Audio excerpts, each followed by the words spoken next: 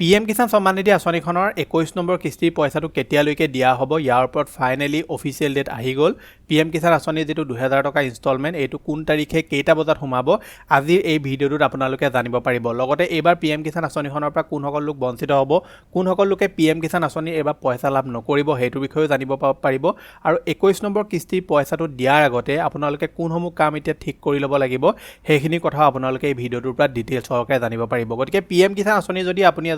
হিতাধিকাৰী হয় তেনেহলে এই ভিডিওটো আপুনি যদি কমপ্লিটলি নেচায় তেনেহলে আপোনালোকে বহুতখিনি ইম্পৰ্টেন্ট ইনফৰমেশন মিস কৰিব পাৰে ভিডিওটো সম্পূৰ্ণভাৱে প্ৰথমৰ পৰা শেষলৈকে চাব এতিয়ালৈকে আপুনি ভিডিওটো যদি লাইক এটা কৰা নাই ফটাফট ভিডিওটো লাইক এটাও কৰি দিয়ক চেনেলটোলৈ যদি প্ৰথম আহিছিলে সাবস্ক্ৰাইব কৰি লওক এনেকুৱা ধৰণৰ ইনফৰমেটিভ ভিডিও ৰেগুলাৰ চাবৰ কাৰণে আহক এতিয়া ভিডিওটো আৰম্ভ কৰো PM কিষাণ আঁচনিখনৰ 21 নম্বৰ কিস্তিৰ পইচা কেতিয়ালৈকে দিয়া হ'ব কোৱাৰ আগতে আপোনাক কৈ দিও যে PM কিষাণ আঁচনিখনত এবাৰ চৰকাৰ যথেষ্ট ষ্ট্ৰিক্ট হৈছে আপোনালোক সকলোৱে জানে যে PM কিষাণ আঁচনিখনৰ পইচা লাভ কৰিবৰ কাৰণে আপোনালোকৰ EKYC ল্যান্ড সিডিং আৰু বেংক আধাৰ লিংক এই তিনিটা আপোনালোকৰ ঠিক হৈ থাকিব লাগিব গতিকে তাৰ কাৰণে আপুনি নো ইয়ৰ ষ্টেটাস যেটো অপচন আছে এটো যাব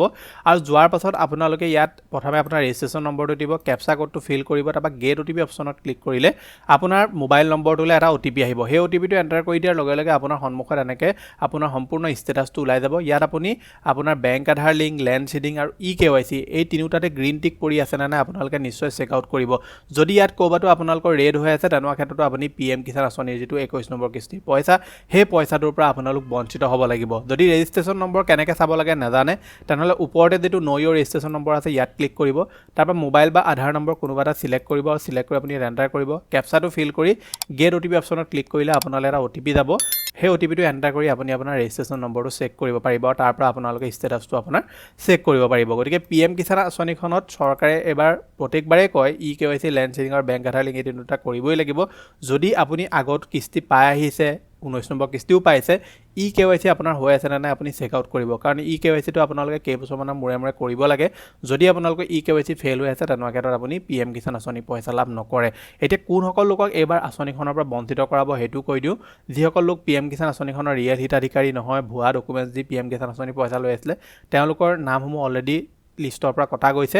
আৰু তেওঁলোকে নতুন দুটা ৰুল আনিছিলে যেতিয়া 19 নম্বৰ কিস্তি পইচা মুকলি কৰিছিলে যিসকল ফাৰ্মাৰে ল্যান্ড ওনাৰশিপ 1 ফেব্ৰুৱাৰী 2019 ৰ পিছত লৈছে তেওঁলোকৰ ভেৰিফিকেশন হ'ব লগতে যিসকল লোকৰ ঘৰত হাজবেণ্ড ওয়াইফ দুই গৰাকীয়ে বা ঘৰৰ যিকোনো সদস্য দুগৰাকীয়ে যদি PM কিষাণ আঁচনি পইচাৰ সুবিধা লৈ আছে তেনেহলে তেওঁলোকৰ যেটো পইচা হেতু টেম্পৰেলি উইথহেল্ড কৰা হ'ব till physical verification complete হলৈকে যেতিয়ালৈকে আপোনালোকৰ physical verification complete নহয় তেতিয়ালৈকে আপোনালোকে এই যেটো পইচা এই পইচাটো আপুনি লাভ নকৰিব গতিকে আপুনি farmer are requested to check their eligibility status know your status আপোনালোকে আপোনালোকক হেকাৰণে কোৱা হৈছে